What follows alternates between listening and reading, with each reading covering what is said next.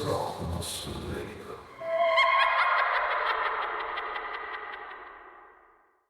أنا اسمي علاء، شغال موظف في محطة تحويل قطارات صغيرة في أطراف الصعيد. محطة شبه مهجورة، مفيهاش حركة غير 3 أو 4 قطورة في اليوم. بس في قطر واحد مفيش أي حد في المحطة بيحب يقرب منه، القطر رقم 302. طبيعي محدش يحب يسمع عنه أو يشوفه حتى. القطر ده كان القطر اللي عمل حادثة في أسيوط لو تفتكروا من كام سنة. كان قطر عادي مفيهوش مشكلة. في يوم خرج عن القضبان مات فيه أكتر من 40 راكب، ومن ساعتها لا حد بيحب يشوفه ولا حد بيحب حتى يكون هو اللي سايقه. في يوم في نبطشيتي بالليل جات لي رسالة على لاسلكي: 302 داخل المحطة، استعد. صراحة استغربت، لأن القطر ده مش في الجدول خالص. خرجت من المكتب ولقيت فعلا صوت القطر داخل على من بعيد، بس مفيش أي نور ولا ركاب ظاهرين حتى يمشي. على عكس العادة، أي قطر بيبقى جاي بالليل لازم يكون منور نوره. طبيعي بلاقي ناس واقفة على الأبواب، عادتنا طبعا، أو بلاقي ناس باينة من الشبابيك. إنما ده داخل علينا ومفيش أي حاجة خالص. وقفت على الرصيف، القطر بيقرب، بدأ يمشي ببطء. صوته كان مزعج جدا، كأنه بيبطر في القضبان. بس الحاجة اللي استغربتها يعني العربيات باينة كأنها محروقة، إزاز مكسر وأثر سواد مغطيه من بره. حاجة مش طبيعية، مع إني ما كنتش شايف حد جوه القطر جاي. لكن أول ما القطر ما وقف سمعت صوت ناس جوه. وقفت ببص باستغراب، ايه اللي انا شايفه قدامي؟ عقلي بيقول لي اهرب، بس اهرب من ايه؟ ما هو حد بلغني على لاسلكي وفعلا القطر دخل. اكيد طبيعي مفيش حاجه، كان رايح صيانه في اي حاجه حصل. ببص على الجرار، مفيش حد. قلت يمكن السواق طلع ودخل عربيه من العربيات يأمن على حاجه. دخلت اول عربيه، كانت فاضيه، بس في ريحه دخان. العربيه لسه دافيه، كأن كان في حريقه مثلا وانطفت. فجأة سمعت صوت أنين كده ورايا، كأن حد بيبكي. لفيت بسرعة، لقيت راجل قاعد في آخر كرسي، وشه مش باين، بيقول لي بصوت خفيف ومرعب: أخرت ليه؟ القطر مستنيه.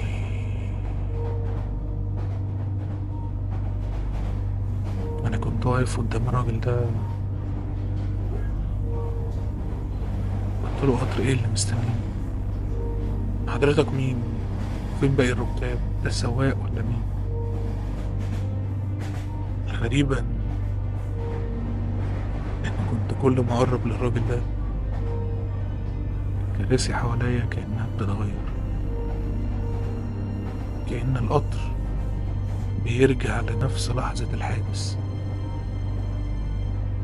كراسي قديمة، منظرها غريب. فجأة سمعت صوت صريخ، جريت للعربية اللي بعدها. لقيت فيها ناس قاعدين عادي جدا، بس كل وشوشهم مش موجودة.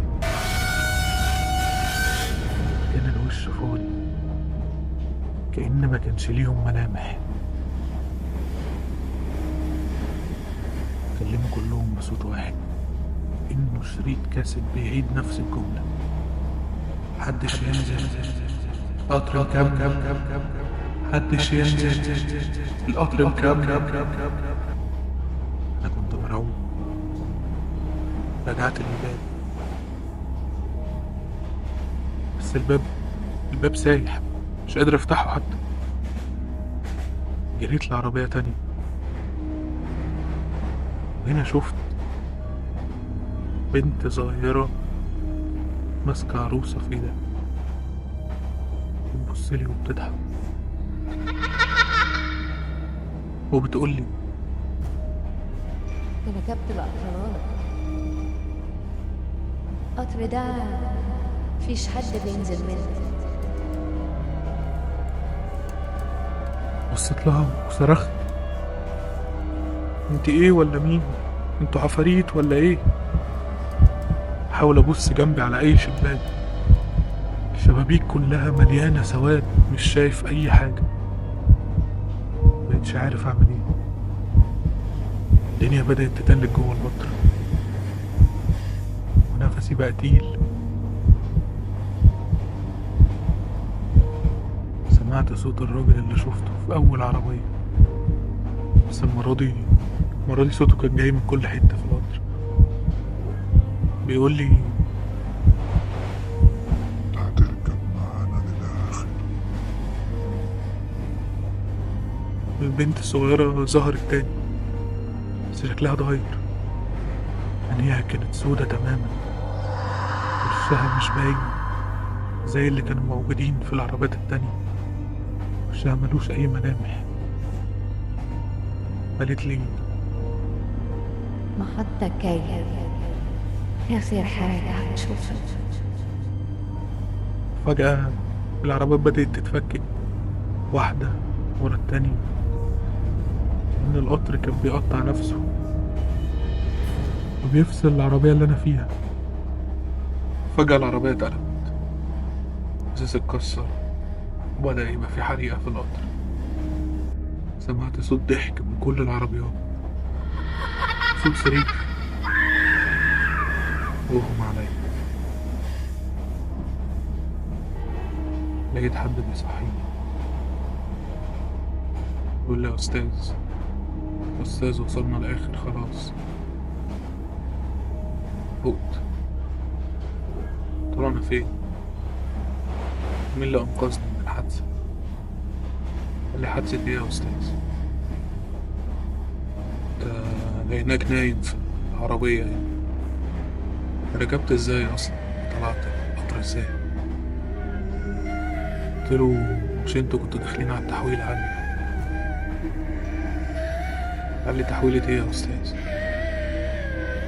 ما كنا داخلين صيانة، ما عدناش حتى على تحويل. قلت له: هو ده مش 302؟ قال لي: 302 متكهن بقاله زمن.